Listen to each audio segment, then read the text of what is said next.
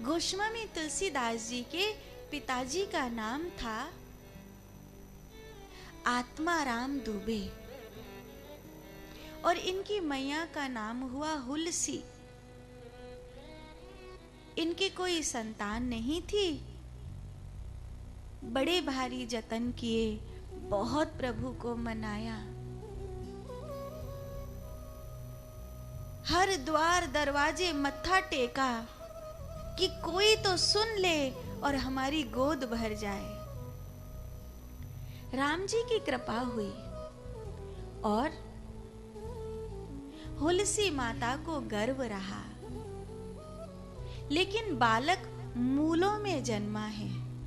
मूल के 4 चरण होते हैं। मूल के 4 चरणों में से बालक कौन से चरण में जन्म लिया है?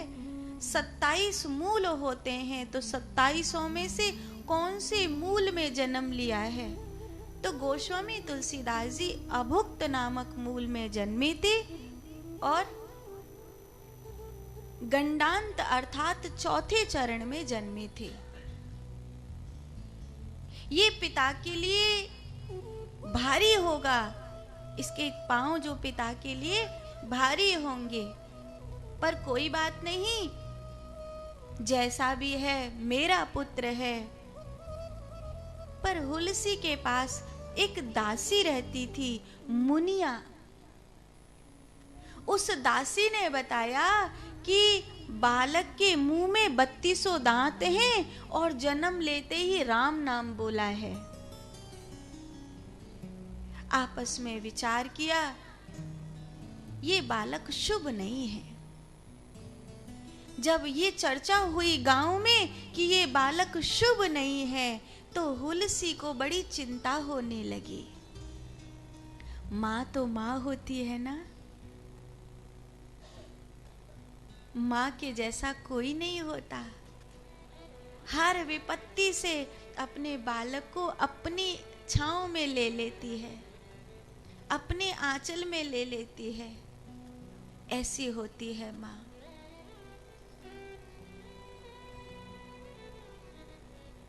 अभी न्यूज चैनल पर एक सीसीटीवी की फुटेज दिखाई जा रही थी रेलवे स्टेशन की। तो अपनी 2 बेटियों को लेकर के एक स्त्री ट्रेन में चढ़ रही थी। न जाने कैसे पांव फिसल गया लड़की का, तो वो लड़की जो है तो माँ उसके साथ ही साथ चली। दैवीय योग देखिए कि वो ट्रेन के जो प्लेटफॉर्म और ट्रेन के बीच में जो गड्ढा होता है, गैप होता है, उसमें चली गई। ट्रेन 2 ही मिनट रुकती थी, लोग खींच पाते उससे पहले तो ट्रेन चल दी।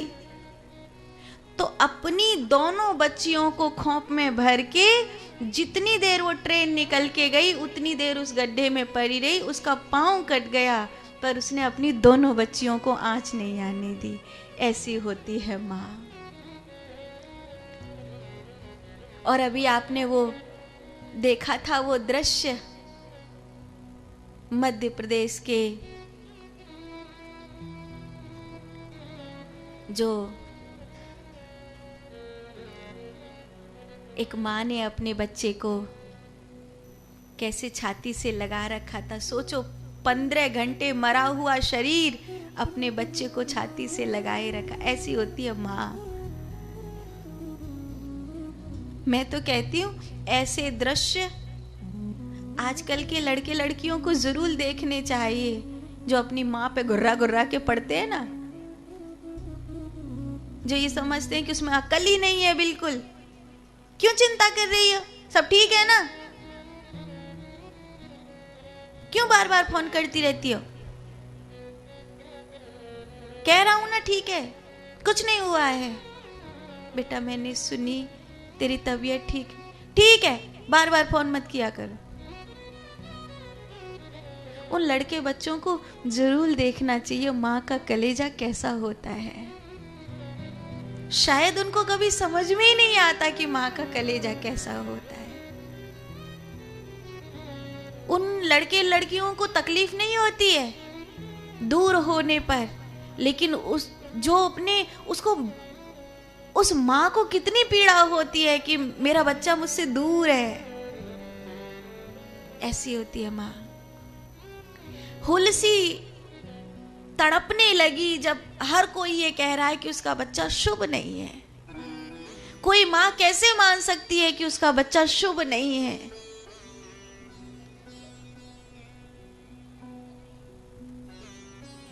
तो हुलसी ने मुनिया से कहा कि मेरा शरीर, अब मुझे लगता है कि मैं जी नहीं पाऊंगी। तू ऐसा कर कि मेरे पास कुछ गहने हैं, उन्हें ले जा और अपनी ससुराल चली जाना।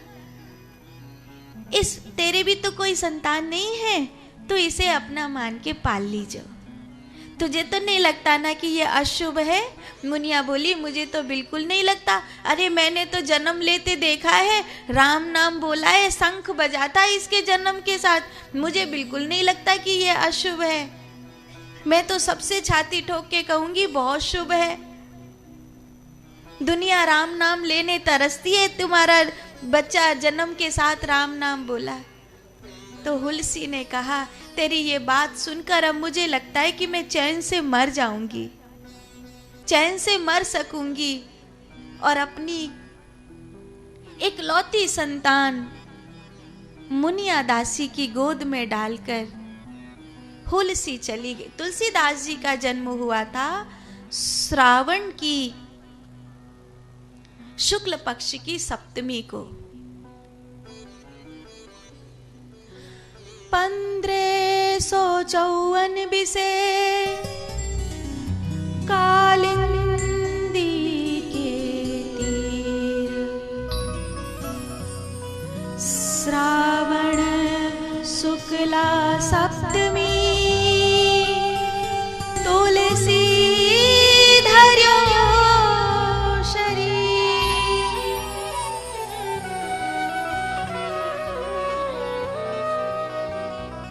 और एकादशी के दिन हुलसी की शरीर पूरा हो गया।